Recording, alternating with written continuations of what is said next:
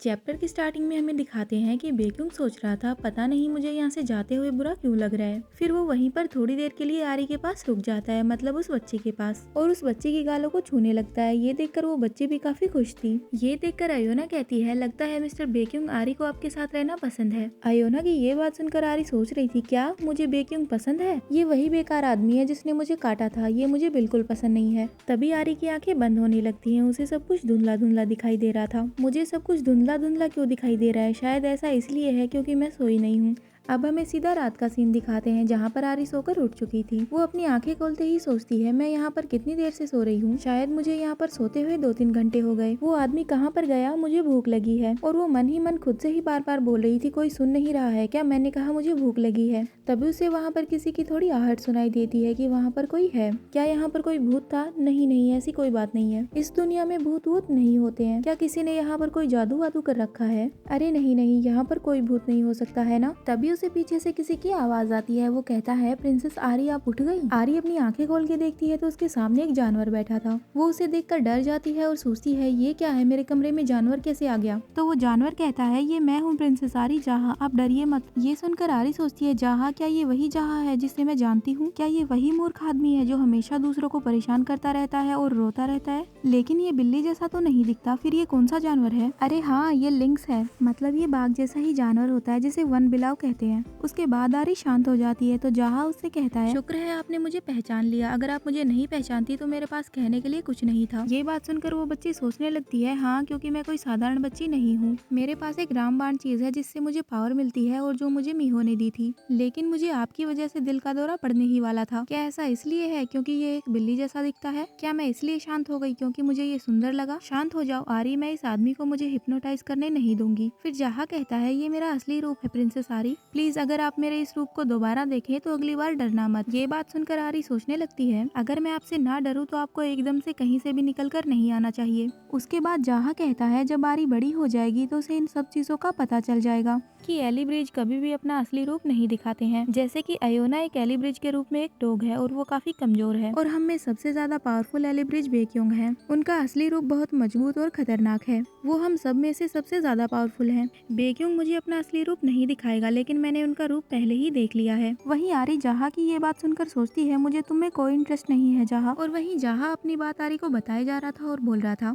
ज्यादातर एलिब्रिज अपना असली रूप किसी को नहीं दिखाते हैं, लेकिन मैंने तुम्हें दिखा दिया। मैंने अपना असली रूप बाहर लाने के लिए काफी लोगों को काटा भी है। ये बात सुनकर आरी डर जाती है और सोचने लगती है, क्या इसने अपना असली रूप लाने के लिए लोगों को काटा भी है? क्या इसीलिए यहाँ पर बाकी नौकरानियाँ और अयोना भी नहीं है? उसके बाद आरी अपने ख्याली पुलाव बनाती है और अपने आप को महान समझने लगती है, और वो जहाँ से कह रही होती है, क्या तुम्हें अपने सारे पापों के बारे में पता है? जब आप अपनी आंखें बार बार खोलेंगे तो आपको यही चीजें पता चलेंगी कि आपने कितने पाप किए हैं। क्योंकि तुमने बहुत से लोगों को काटा है, इसीलिए तुम्हें खाना नहीं मिलेगा और तुम्हें डरना चाहिए, भले ही वहाँ पर कोई भी मौजूद ना हो, लेकिन तुमने पाप किया है। एक तरफ तो आरी अपने ख्यालों में खोई हुई थी और वहीं दूसरी तरफ जहाँ बोले जा रहा था, जहाँ उससे कह रहा था, तुम्हारे लिए बेक्युंग की बेटी होना ही काफी है, मैं तुम्हारे लिए आज्ञाकारी बनूंगा। लेकिन आरी को जहाँ की तरफ देखकर लग रहा था कि जहाँ उससे कह रहा है कि मैंने तुम्हारा असली रूप देख लिया है। तो आरी सोचने लगती है, क्या अच्छा इंसान होना काफी नहीं है?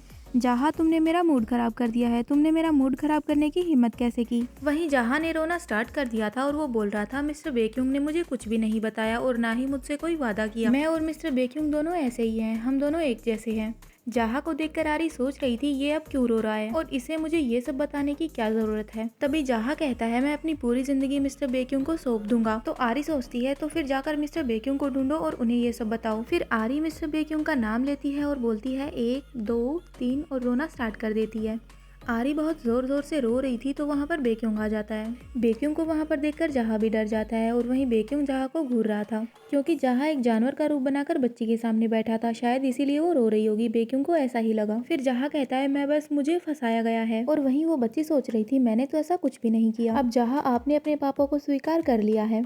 फिर बेक्युंग कहता है, क्या ये कोई मजाक था? जहाँ ये तुम्हें देखकर डर गई थी। फिर वो बच्ची देखती है कि बेक्युंग के ऊपर चांद की रोशनी पड़ रही है, तो वो सोचने लगती है, क्या बेक्युंग के अलावा कोई और भी है जो चांद की रोशनी में इतना अच्छा दिख सकता है? पहले तो उसकी आंखों ने मुझे डरा ही दिया था, मुझे लगा था कि वो मुझे खाने वाला है, लेकिन मुझे लगा नहीं था कि ऐसा होगा। मैं अब उसकी बेटी बन गई हूँ, मैं पूर्वी क्षेत्र की राजकुमारी हूँ। सभी लोग मुझे यहाँ पर लाड प्यार करते हैं और मुझे बेक्युंग की बेटी बुलाते हैं। यहाँ पर देवता रहते हैं और कुछ देवता मुझे राजकुमारी बुलाते हैं। जहाँ और अयोना ने मुझे मिस्टर बेक्यूंग का छिपा हुआ बच्चा कहा। वो लोग इस बात से थोड़ा परेशान हैं कि मैं मिस्टर बेक्यूंग की बेटी हूँ। लेकिन रुको, मिस्टर बेक्यूंग तो एक बाघ है लेकिन मैं तो नहीं हूँ। फिर उन लोगों ने ये बात कैसे मान ली कि मैं मिस्टर बेक्यूंग की बेटी हूँ? और वो सभी लोग मिस्टर बेक्यूंग के लिए काफी लॉयल हैं। काश मैं इन सभी को सच बता पाती। मुझे काफी बुरा फील हो रहा है कि इन लोगों को कुछ भी नहीं पता। तभी बेक्यूंग बच्ची के पास आकर उससे कहता है, जब तुम बार बार बेहोश हो जाती थी तो तुम्हें बुरे सपने आते थे और तुम उठ जाती थी, लेकिन अभी तुम्हें देखकर लग रहा है कि तुम ठीक हो। ये बात सुनकर वो बच्ची सोचती है, क्या मैं बेहोश हो जाती थी और मुझे बुरे सपने आते थे? जब मैं यहाँ पर पहली बार आई थी, क्या मिस्टर बेक्यूंग तभी की बात कर रहे हैं? मुझे ये तो याद नहीं कि मैंने क्या सपना देखा, लेकिन इतना जरूर याद है कि मैं बार बार उठ रही थी और जब भी मैं अचानक से बार बार उठ रही थी, मैंने अपने सर पे किसी का हाथ पाया, एक कोमल हाथ, जिसकी वजह से मुझे ऐसा लग रहा था कि कोई मेरे साथ है। वो मिस्टर बेक्यूंग का हाथ था और वो उस दिन मेरे साथ ही थे। जब भी मिस्टर बेक्यूंग ने मुझे हाथ लगाया तो मुझे ऐसा ही लगा कि मैं उनको जानती हूँ, जैसे कि वो मेरे कोई जान पहचान वाले और अपने हैं। तभी बेक्यूंग बच्ची का हाथ पकड़ता है और उसे कहता है, ये हाथ तो अभी भी काफी छोटा है। तभी वो बच्ची सोचती है कि मैं बेक्यूंग को कहूँ, हाँ नहीं तो और क्या, मेरा हाथ छोटा ही होगा, क्या आप जानते भी हैं कि मेरा जन्म कब हुआ था? बेक्यूंग बच्ची का हाथ पकड़ के बैठा था और वहीं वो बच्ची सोच रही थी, मुझे अभी भूख नहीं लग रही। थोड़ी देर पहले मुझे भूख लग रही थी लेकिन अब मुझे नहीं लग रही। शायद ये मिस्टर बेक्यूंग की पावर्स की वजह से हो रहा है। इनकी पावर्स की वजह से मेरे अंदर का स्टोन एक्टिव होता है। क्या यही रीजन है जिसकी वजह से किसी को शक नहीं हुआ कि मैं मिस्टर बेक्यूंग की बेटी नहीं हूँ? वैसे मैं हर दिन खाती क्या हूँ? मिस्टर बेक्यूंग के घर का दूध पीती हूँ। तभी बेक्यूंग उस बच्ची से कहता है, चलो थोड़ी बड़ी हो जाओ, उसके बाद मैं तुम्हें यहाँ से भेज दूंगा। इतना कहकर बेक्यूंग वहाँ से चला जाता है। उसके बाद वो बच्ची सोचती है, मैं जंगल में थी और मुझे कुछ नहीं पता था, अचानक से मेरी वहाँ पर आंखें खुलती हैं। तभी ये अचानक से वहाँ पर आया और इसने मुझे पकड़ लिया। उसके बाद ये मुझे पकड़कर यहाँ पर लेकर आ गया। मुझे लगा कि ये मुझे खाने वाला है, लेकिन ये मुझे अपना खाना बनाने के लिए नहीं पाल रहा। लेकिन क्या मैं इसकी गुलाम हूँ जो इसने कहा कि अभी ये मुझे रखेगा और बाद में मुझे बड़े होने के बाद भेज देगा? क्या ये बस मुझे इसीलिए पाल रहे हैं ताकि मुझे यहाँ से वापस भेज सके? और वो स्टोन जो मीहो ने मुझे दिया था, उसे देवता भी अपनाना चाहते हैं। देवताओं को भी वो स्टोन चाहिए। उस स्टोन में तो काफी पावर है, फिर क्या ये लोग आसानी से मुझे यहाँ से जाने देंगे? वैसे मुझे ये बात सुनकर काफी अच्छा लगा कि ये लोग मुझे यहाँ से जाने देंगे, लेकिन साथ ही मुझे बुरा भी लग रहा है कि मुझे फिर से त्याग दिया जाएगा। यही सब बातें सोचते सोचते वो बच्ची सो जाती है और अब हमें दिखाते हैं नेक्स्ट डे मॉर्निंग का सीन, जहाँ पर आरी ने अपना मुंह फुला रखा था और वो गुस्से में दिखाई दे रही थी। अयोना और एक मेड दोनों उसे देख रहे थे। तभी दूसरी मेड अयोना से कहती है, अयोना, प्रिंसेस को देखकर ऐसा लग रहा है कि ये खुश नहीं है। अयोना कहती है, ये काफी दिनों से ऐसी ही हरकतें कर रही है, तो मुझे भी नहीं पता कि आखिरकार हो क्या रहा है। क्या इन्हें बिस्तर अनकंफर्टेबल लग रहा है? लेकिन जितना मुझे पता है ये कल रात आराम से सो रही थी। ये बात सुनकर वो बच्ची सोचने लगती है, मैं चाहे कितना भी परेशान क्यों ना हो जाऊं, लेकिन नींद सबसे ज्यादा जरूरी है। तभी वो दूसरी मेड कहती है, शायद मुझे ऐसा लगता है कि राजकुमारी को भूख लगी होगी। फिर अयोना कहती है, इन्होंने खाना पहले ही खा लिया और इन्होंने कुछ भी नहीं छोड़ा। और इसी के साथ ये चैप्टर यहीं पे खत्म होता है। Hope you like this video. Bye bye.